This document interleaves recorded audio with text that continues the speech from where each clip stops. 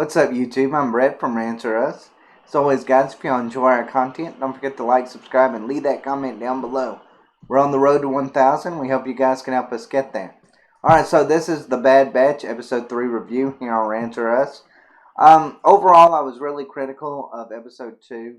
I loved Episode 1, but I was really critical of Episode 2 simply because it felt like it was turning into The Mandalorian 2.0. You have the relationship between Hunter and Omega. Kind of felt a lot like The Mandalorian and Grogu. It just felt like we're going down the same babysitting route as what we did in The Mandalorian. It works in The Mandalorian. And I'm not being critical on The Mandalorian when I say that. The Mandalorian is an amazing show.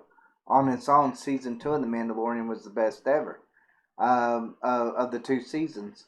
But, and probably the best Star Wars we've seen in a very, very long time.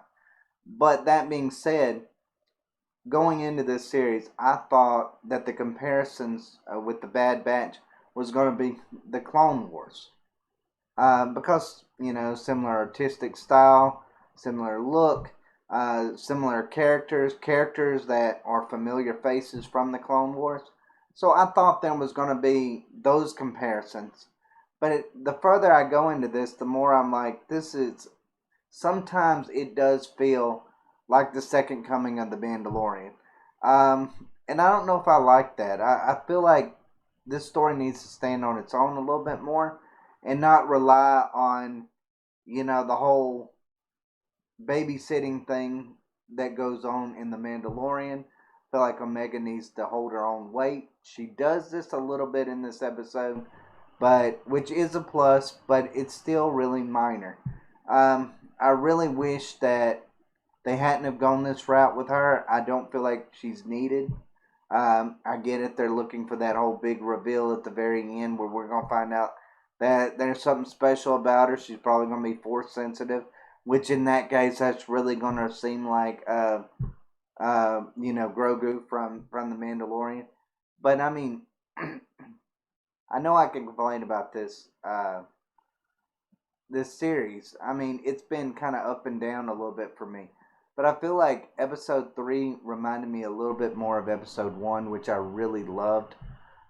It felt unique. We got to see beautiful worlds. We got to feel a little bit for the characters a little bit. There was some moments with Wrecker kind of growing into his role as basically the caretaker or father figure of Omega.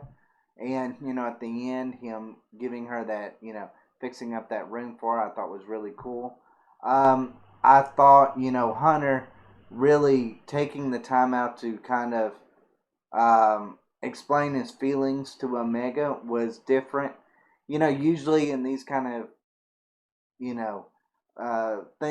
relationships when it comes to adults and when it comes to children in series or movies, usually the adults don't want to do very much explaining about their feelings to the children, and the children are, desperate to really kind of get their voice out there. I feel like Hunter does a really good job of kind of allowing Omega to speak, and there's some things, she brings up some really good points, and I think it's points that are really going to dictate how this series goes. When she talks about, Hunter, it really holds himself accountable for what happened to Crosshair, but at the same time, she tries to explain to him it's his inhibitor chip, not necessarily him.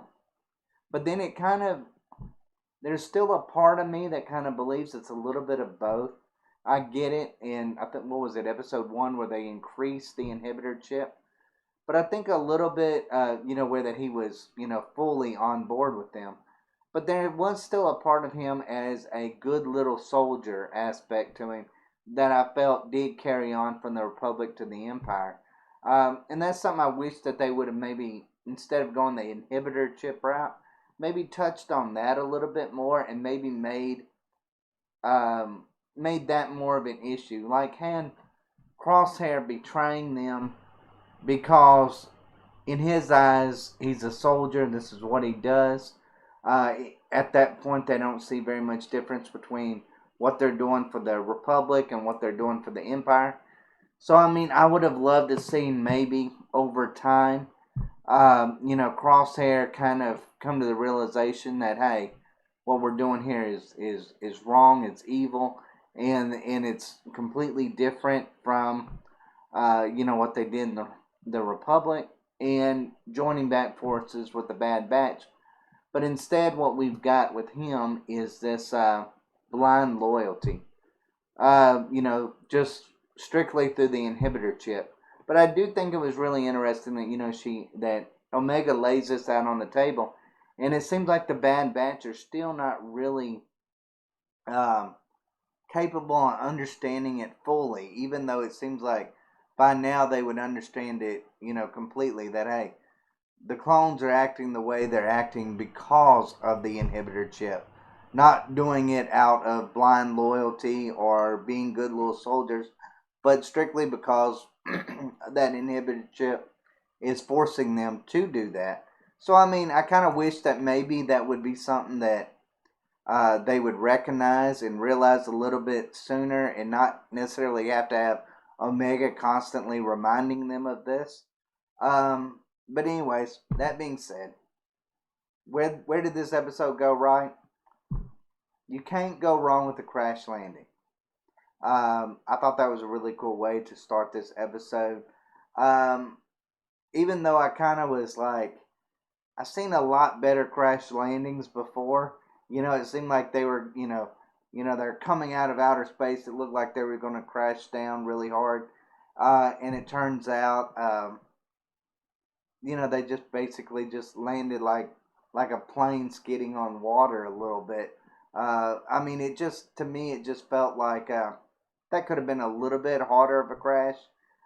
We could have got to see maybe a little bit more wreckage, and then that could have been them, trying to get the wreckage and trying to fix the ship. And that could have been, where they come across this moon dragon and so forth, who's stealing their stuff. But as far as the moon dragon is concerned, I thought it was a really interesting character. I thought they were going to do a lot more with it.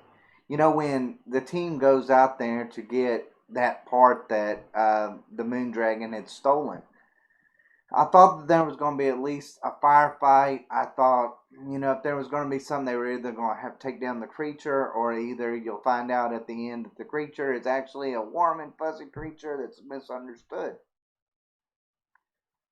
We did find that when Omega goes down that little hole and gets the part back from it, where we find that creature is actually just a hungry animal, not really looking to harm them, just looking to take that little part and eat it. I wish that there would have been a little bit more of suspense when it come to that scene, where that she's either running from it or fighting it, and then maybe then finds out that hey, it was her flashlight that was causing it to go crazy. Something along those lines. I felt like it was just a little bit too easy. But that being said, I am really glad that she is she's been a part of this episode, actually kind of carrying her own weight. Even though it was really, really minor. They made it really minor. I felt like that's something that maybe the creators of it maybe could have done a little bit different. Maybe made it a little bit more suspenseful, a little bit more difficult for Omega to overcome, but instead it was actually pretty easy. But hey, it's something. It's something in the right direction. Like I said, I actually kind of enjoyed a little bit more of the back and forth between Omega and the rest of the Bad Batch. I thought that was actually kind of neat. It really shows that, hey, they are different from these other clones. They are more caring. They're a family of sorts, and she's now a member of the family. And them and Wrecker getting her that rune is a good inclination to see just how much they actually care for her, and how much she's going to care for them later on.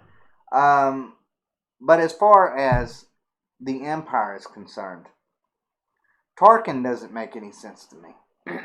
Tarkin does not make any sense to me. When Admiral Rampart showed up, and he's like, "Oh, you know what? I agree with you totally. These clones are deficient. They're not like they used to be.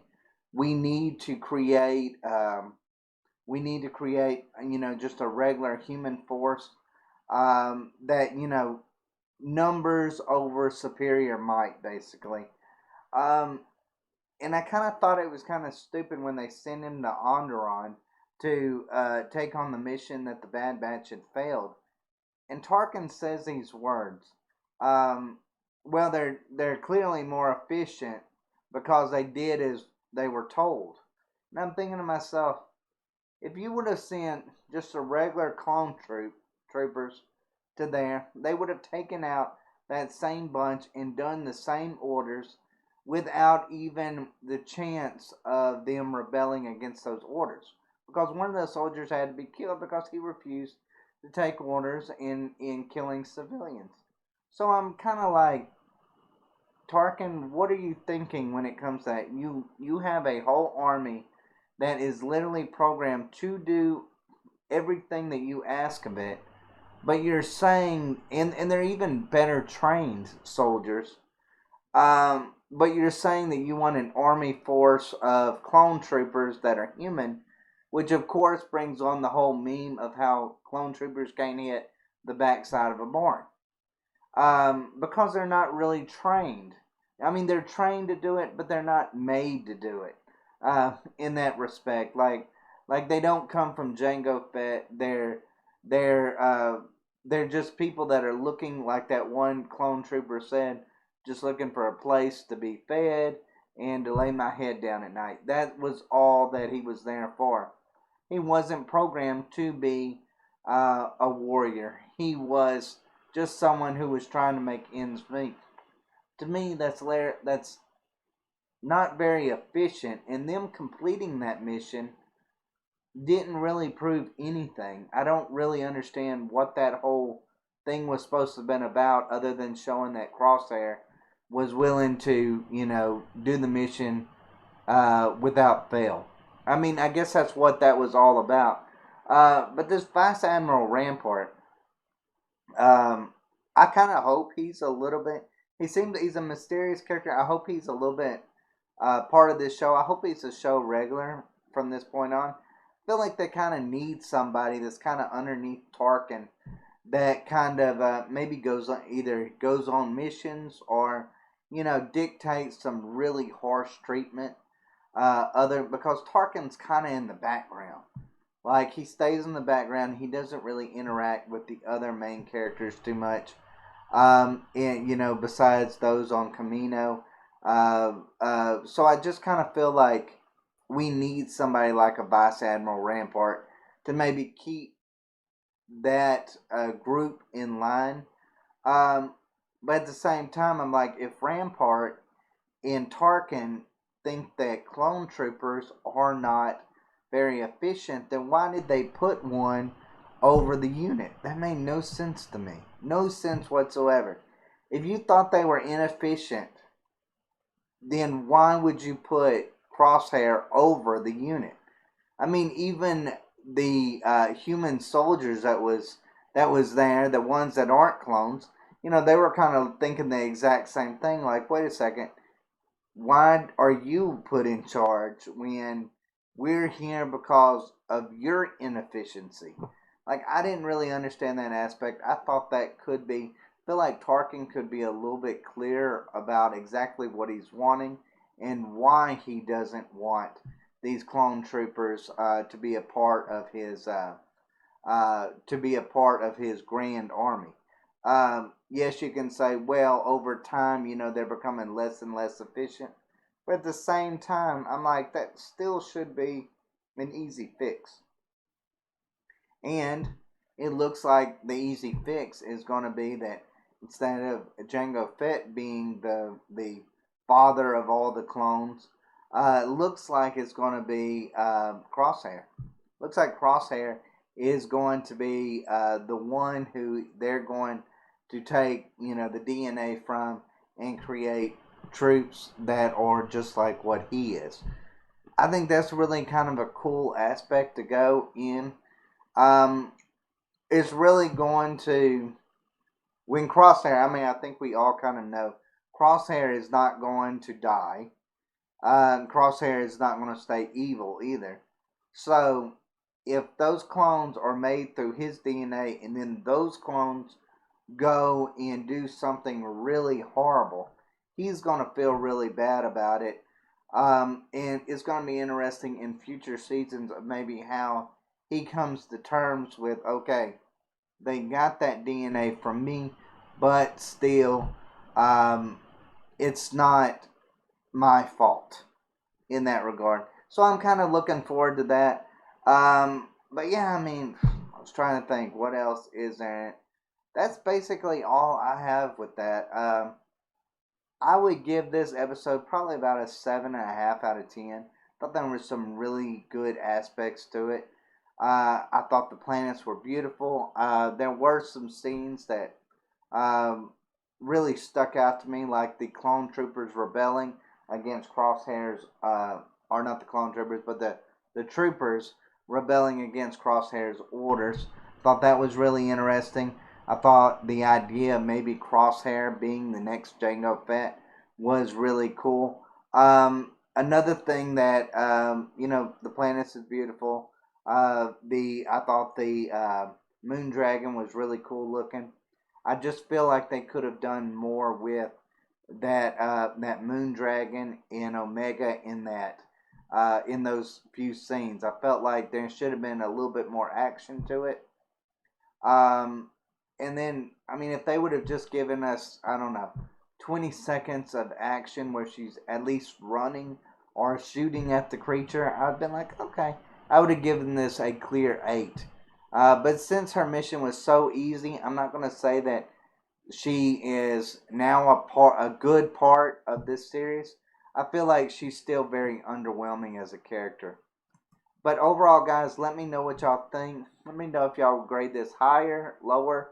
What did you think of the episode? Let us know. As always, guys, thanks for watching. Y'all take